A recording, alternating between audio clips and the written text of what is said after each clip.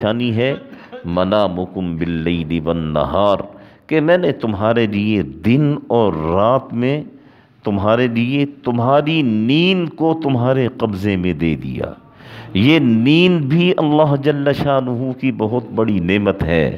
یہ ان لوگوں سے پوچھیں جن بیچاروں کو کسی بھی وجہ سے نیند نہیں آتی ہے اور وہ گولیاں پھانکتے ہیں اور اس کے باوجود انہیں نیند نہیں آتی، کہ یہ نیند کتنی بڑی نعمت ہے۔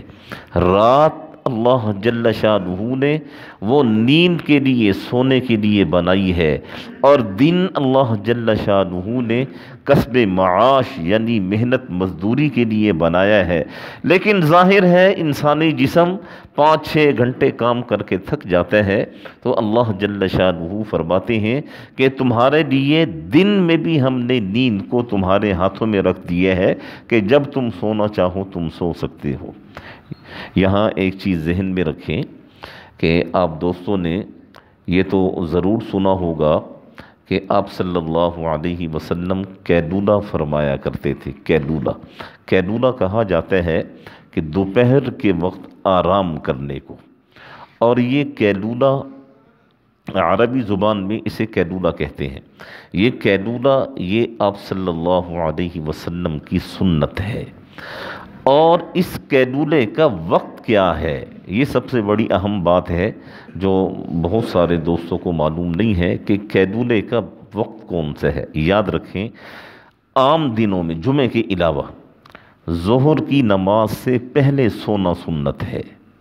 ظہر کی نماز کے بعد آپ سوئیں گے، اپنی نیند پوری کریں گے، لیکن سنت نہیں ہوگا۔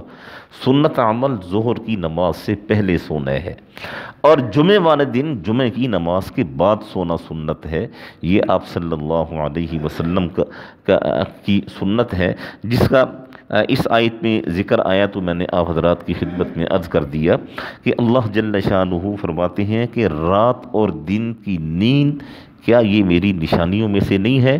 اگر اللہ جل شانہ کسی کی نیند کو اڑا دے نا، کسی کو 24 گھنٹے تک نیند نہ آئے، پھر آپ دیکھیں اس کا دماغ کیسے شارٹ ہوتا ہے، آنکھیں کیسے سرخ ہو جاتی ہیں، اور وہ چلتا کدھر ہے، جاتا کدھر ہے، بولتا کیا ہے، منہ سے نکلتا کیا ہے۔